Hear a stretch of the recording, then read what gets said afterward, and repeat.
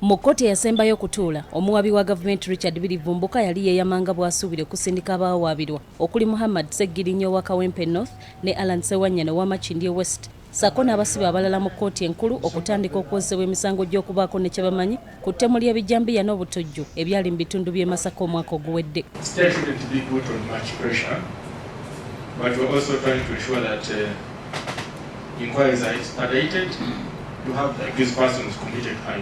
Kyokka olwaleero Birivumbuka ng'asinziira mu kkooti y'eddaala erisooka e Masaka ekubirizibwa Omulamuzi Christine Nantege ategeezezza nga bw'atasobodde kusindika abaawaabirwa mu kkooti enkulu kubanga wakyaliwo by'alina okutereeza ku fayiro z'abasibe bano.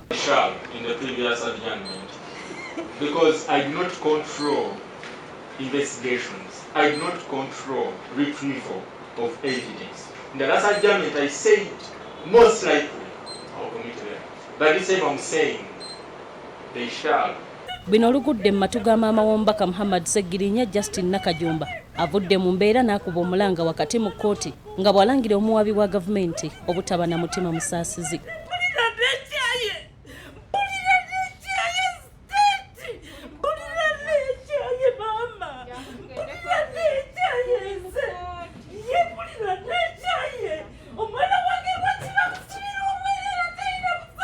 Munnamateeka w'ababaka bano Shamim Malende asabye kkooti ereme kukkiriza kusaba kwa muwabi wa gavumenti ng'agamba nti ono agufudde muze okubeera ng'ayongezaayo kkooti n'ekigendererwa eky'okusiba abantu be. It's not the first time that the state attorney has been making empty promises to this court to have both accused persons committed.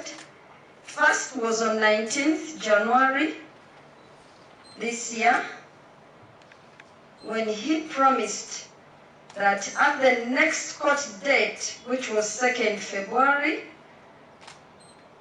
he was going to commit them.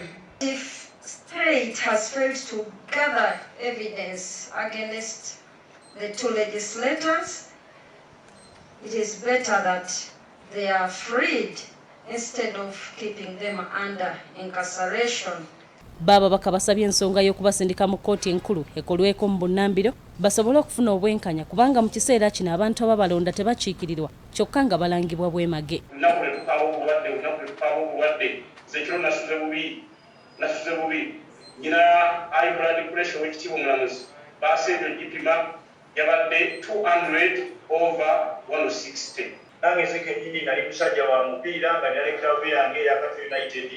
Kati wenjogerera yagwadda yavana awo abaana benali kukisa ebitone mu Kampala wamu byonna ebyo byonna kati wakyali. Bw'abadde awa ensalawo ye Omulamuzi Christine Nantege awadde omuwabi wa gavumenti ensala esalewo ennaku z'omwezi 23 omwezi guno ogwokusatu omwaka ogwa 2022 nga luno lwalina okusindika abantu bano mu kkooti enkulu batandike okwewuzaako ku misango egibavunaanibwa. Court has no jurisdiction to release accused persons until they clock their mandatory period on remand.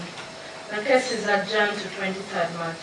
Oluvannyuma lwa kkooti, munnamateeka Shamim Malende aliko byalambuludde ku nsonga y'abasibe be abaludde mu nkomyo. Ababaka balwadde tebalina bujjanjabi ffenna tukimanyi nti olaba eddagala libula mu malwaliro gano ag'ebweru ate olwo amalwaliro g'amakomera ekyokubiri bano bakisse b'abantu. Baaba oluganda lwa Ssegirinya okuli mukyala we Twahirwa Kandinda ne maama wa Ssegirinya Justin Nakajumba n'abalala batotudde embeera y'okusoomozebwa gye bayitamu mu kiseera kino olw'abantu baabwe okulwa mu kkomera.